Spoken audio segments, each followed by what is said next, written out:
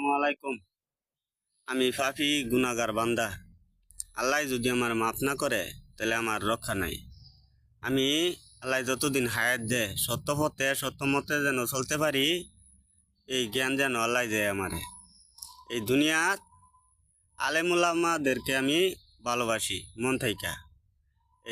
এই দেশে দলকানা যারা এদের কারণে দেশের মধ্যে বিশৃঙ্খলা হয়।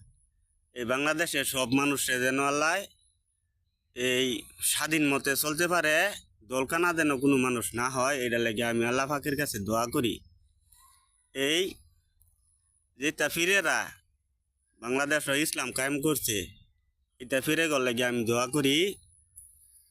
আর যে তাফিরেরা ভণ্ডামি করে, মাজার পূজা করে, গান বাজনা করে, মাদক সেবন করে, এটা ফিরে করে আমি ঘৃণা করি।